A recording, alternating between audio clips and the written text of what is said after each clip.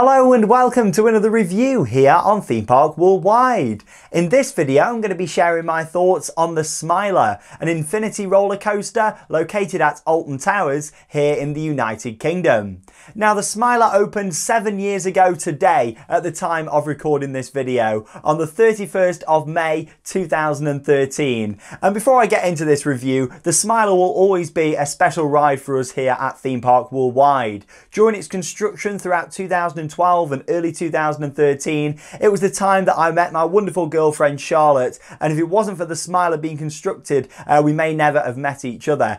So it's a very special ride because of that. And also, we was both actually on the first public train of the Smiler back on the 31st of May 2013. So, you know, as much as my opinions on the ride over the years have gone up and down, as you'll find out throughout this review, it'll always be a ride that is very, very special to me because of them two reasons.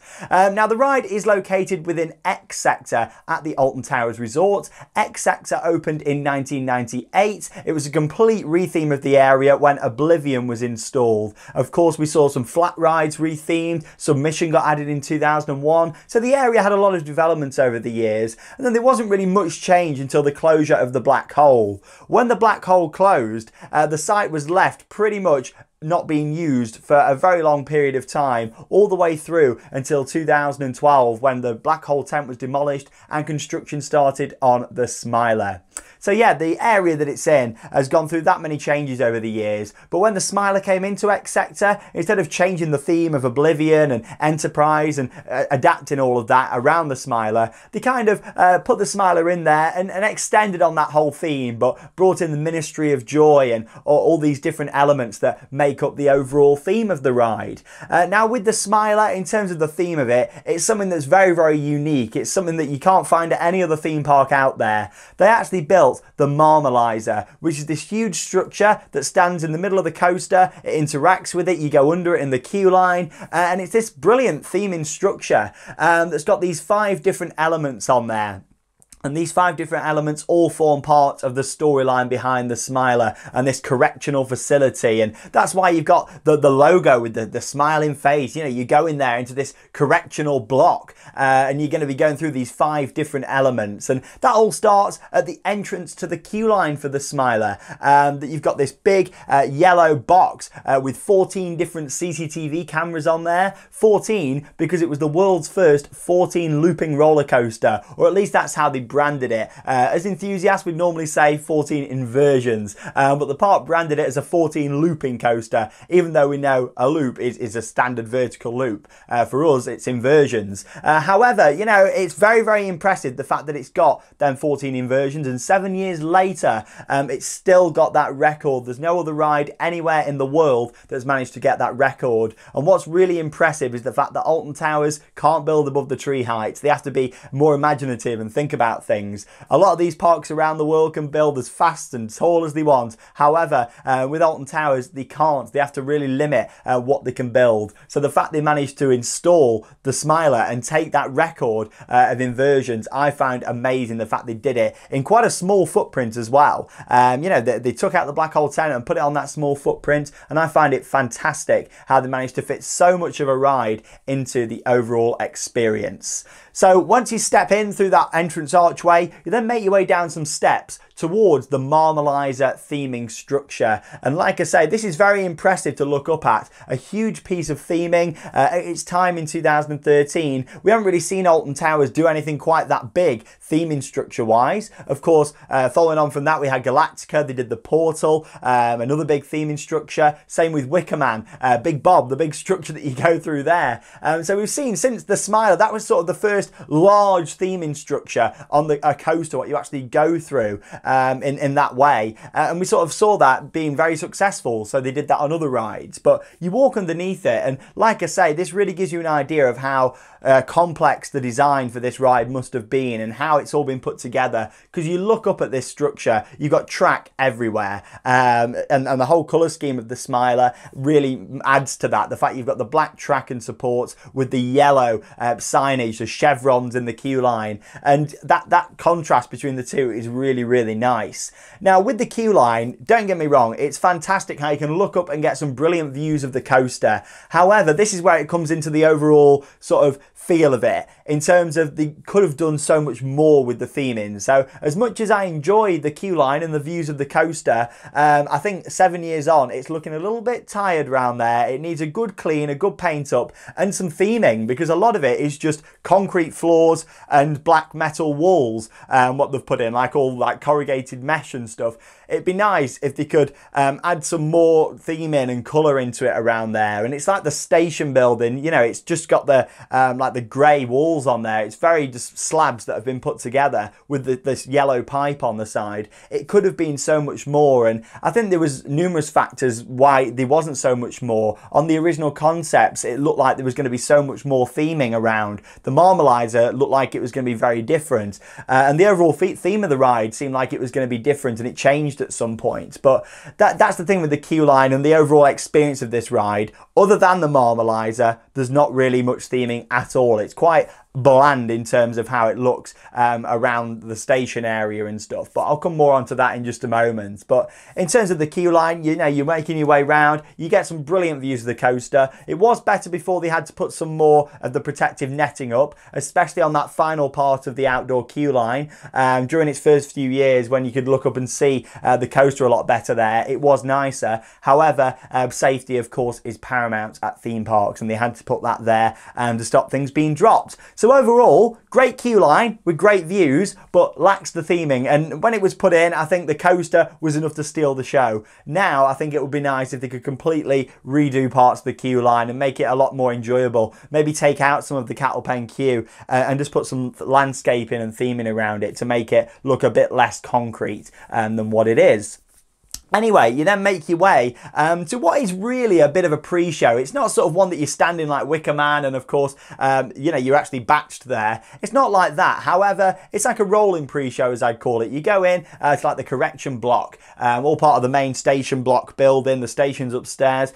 This is on the ground level before you go up into the station. And this is a really nice room. You've got all the projection mapping all around the side, these different optical illusions, and that's all getting you geared up for the ride and putting a lot of thought into your head and psychological feelings and stuff.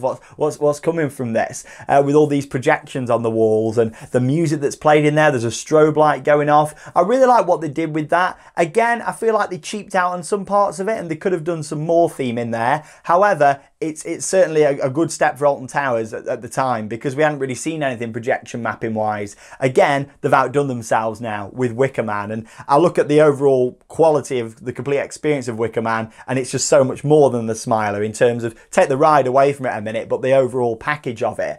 But you know, you go into that room and there's a lot to look at, there's a lot going on. However, it was quite cheaply done, and you know, there's bits that have been peeling off for years that haven't been replaced, and it needs a good clean, a good refresh. And the coaster's great, but they need to look at the overall package of it a little bit more, in my opinion. At that point, you then start to make your way up some steps. If you've been walking up there, you may have noticed actually on the roof, there's actually some paint rollers. It was quite dark down there, but they've added some more lighting in now. But they've been there since the opening day, but a lot of people didn't notice for many years until they added some more lighting in. Next time you go on, just have a little look up. There's some paint rollers like left there attached to the ceiling, which is quite cool. And then you go up into the station area. Normally, you'd expect a very highly themed station for such a big and dramatic coaster like this with the world record for the most inversions, but it's not. It's a very, in my words, bland station for the Smiler. It's got all white walls, and I know that's the theme what they were going for with this whole medical facility, testing facility, that sort of idea, but it was a way of them cheaping out a little bit, in my opinion. They could have gone out and added some more pipes and wires, and on some of the original concept art, there was so much more in that station, and it looked like it was going to be more based on a lot of green scenery instead of yellow. For some reason, they kind of changed the colour there. But yeah, the station could be so much more, and I wish it was, because it's got a great size, a great space, but there's just hardly anything in there. It's very, very empty. And, you know, I know some people like that. I don't personally. I wish there was some more in there, but it's one of them things that some people like, some people don't. Let me know your thoughts, as always, down below in the video comments. These reviews are my thoughts on rides. I'd love to know what you guys think. So yeah, you're in the station building, and right above the train, you've got these big white spotlights, like medical surgery lights, that shine down on the train when it's dispatched. Yeah, it's brilliant, really, really nice, because they turn off as the train goes out, and they light up the train wonderfully. Like, really, I love those. I wish there was more stuff like that around the station area. You got the yellow air gates, some yellow parts on the bottom parts of the walls. I like how you can see the operator's cabin directly above you as well. But yeah, there could just be a lot more in there. In terms of the capacity on the Smiler, 16 riders can sit on one train. It's 4 rows of 4 people. So 16 riders. And in terms of them getting the trains out, they're normally pretty good on the Smiler at getting them trains dispatched and sent out there. Of course, every so often, you know, you may have various different guest issues and stuff to deal with. But in general, they're pretty good at getting them trains sent out on the Smiler. And it's quite satisfying, actually, you know, when you're sitting in the train looking up to the operator who's up there. And of course the uniform on the Smiler is a big part of it, with the black coats and all the branding, the yellow, the Doc Martens, what they wear. That all forms part of the Smiler experience, which I do really like how they went down that route with it. And then of course you're in your seats, you pull down your over-the-shoulder restraint. With it being Gerstlauer, of course it doesn't need to have the seat belts. Some Gerstlauer coasters do require them, but I believe that's more of a country requirement with their regulations. Here in the United Kingdom we don't need that, so it's just a simple pull down on your yellow over the shoulder restraint,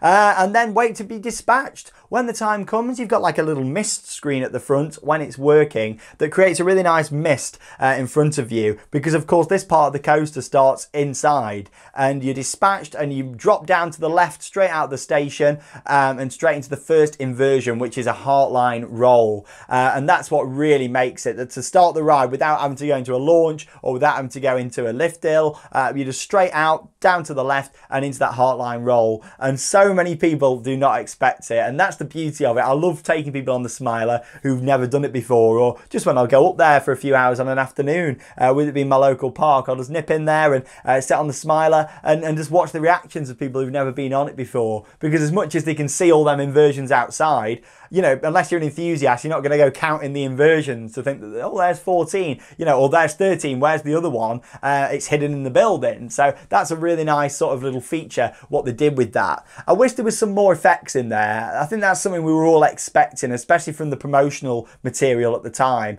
back in 2013. It seemed like there was maybe going to be some more lighting and smoke effects in there, but don't get me wrong, it does the job quite nicely. I wish they'd gone ahead with the whole sort of in the shop above it. There's like a glass floor.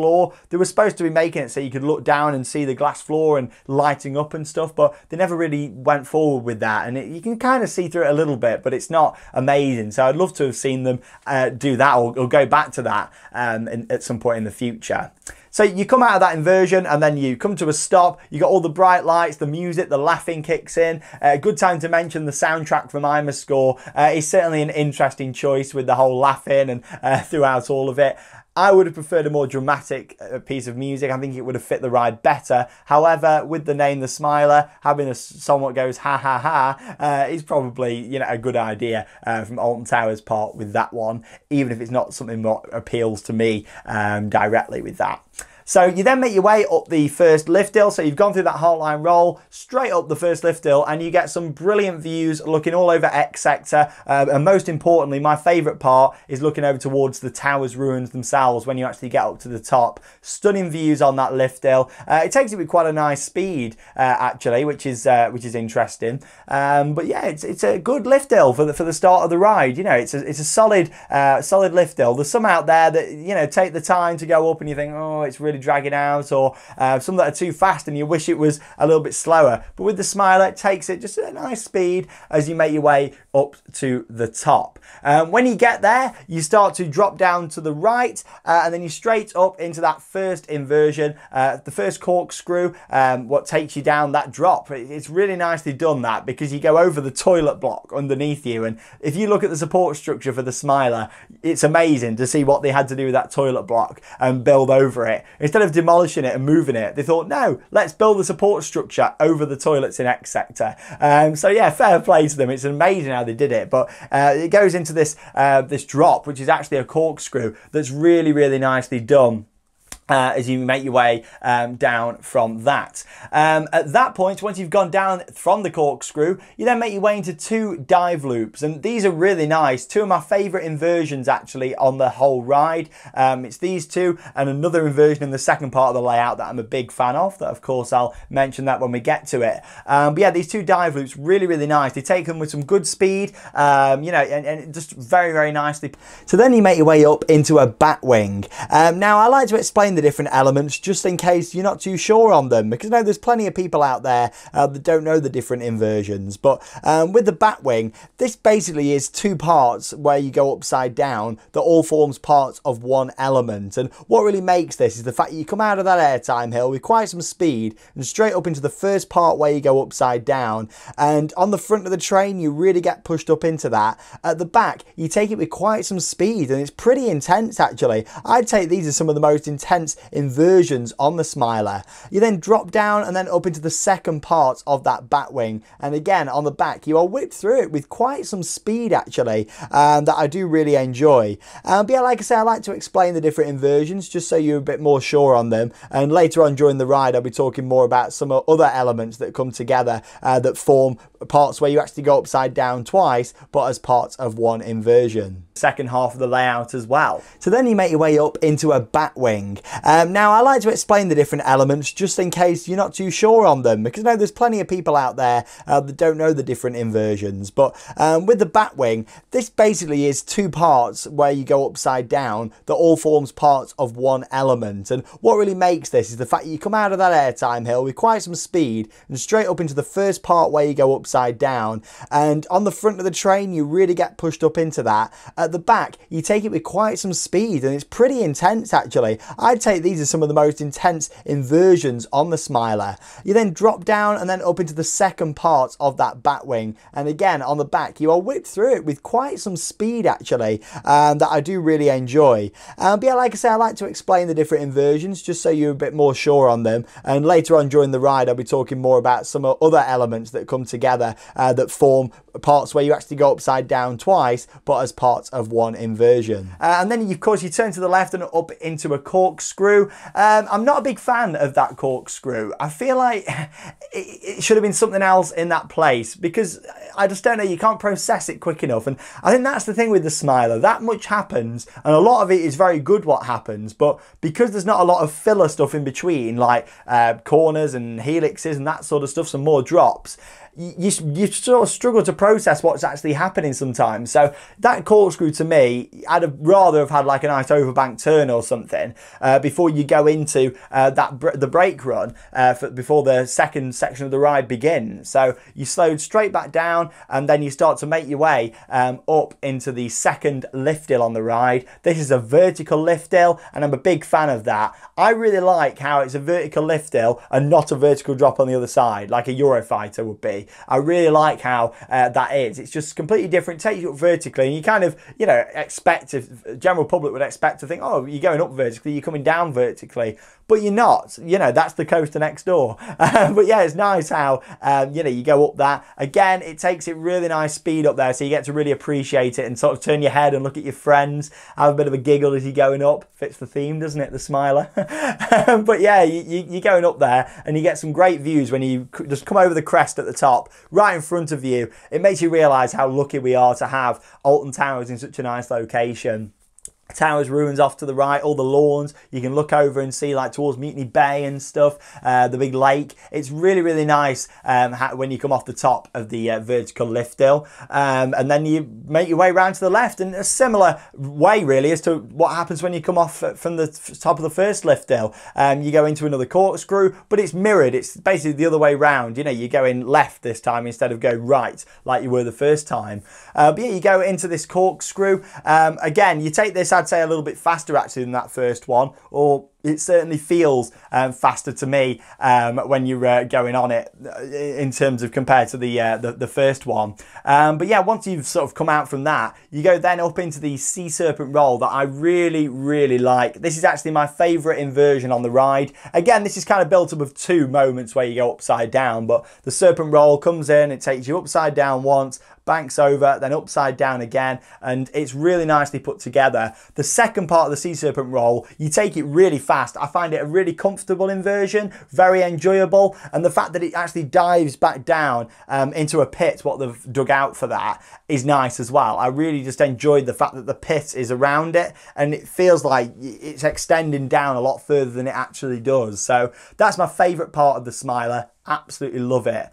You then go up into another airtime hill that you take with some great speed. That whole section of the ride, the Sea Serpent Roll, then up into that airtime hill is incredible. Really like it. It's my favourite part of the ride. Bear in mind, you've got the effects that are going on when they're working right. On the Marmalizer, you'll get sprayed by water at that point.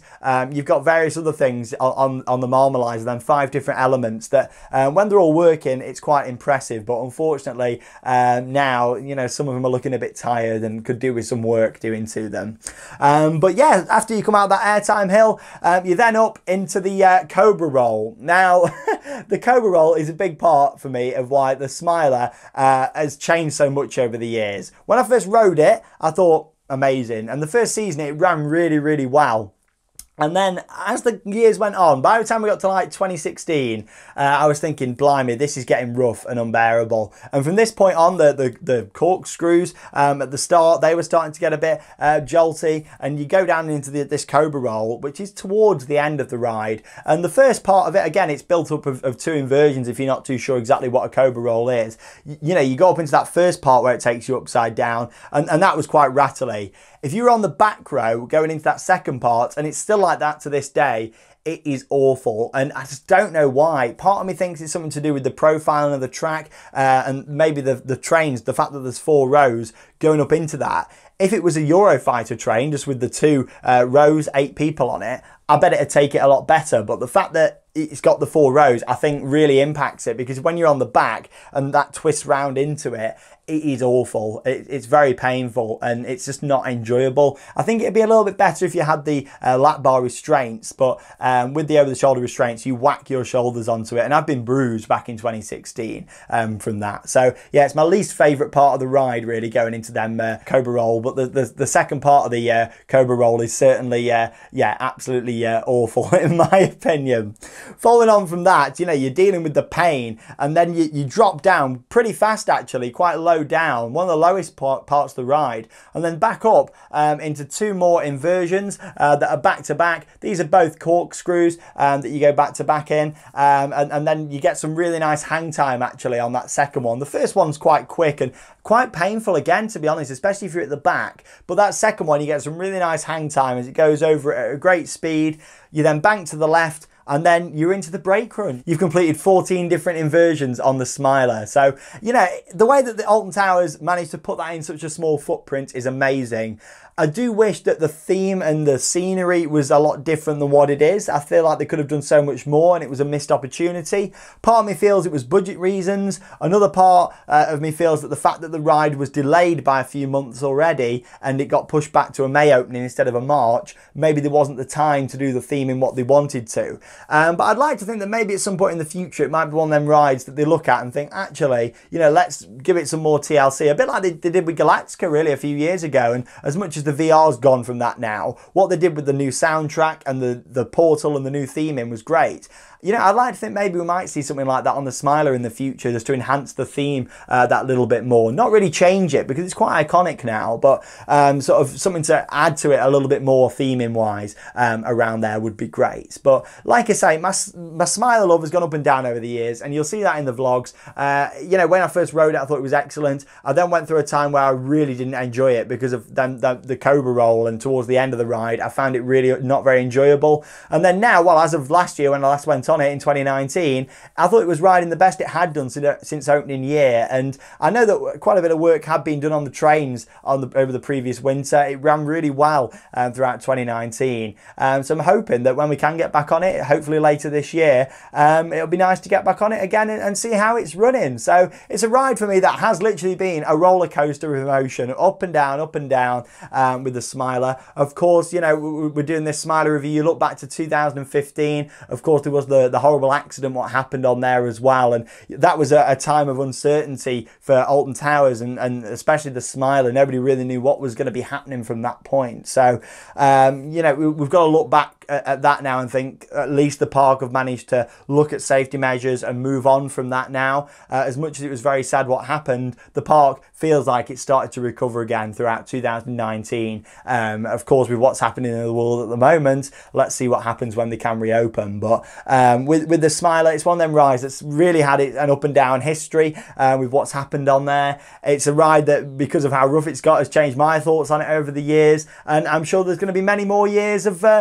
roughness, and some days it's smooth and enjoyment to have out of the Smiler. But let me know your thoughts down below in the video comments. I would love to know. I'm loving filming these reviews, sitting down in depth talking about these rides, and I hope that you guys are enjoying them too. Check out our reviews playlist for many more, and there's going to be loads more reviews. This isn't something that we're just doing during the lockdown. We're going to be continuing filming loads more reviews for the foreseeable future here on Theme Park Worldwide. Let me know your thoughts on the Smiler. Smile always. 14 inversions at Alton Towers. Let me know in the video comments. And that means it's time to cue those credits. See you later, guys, and smile always.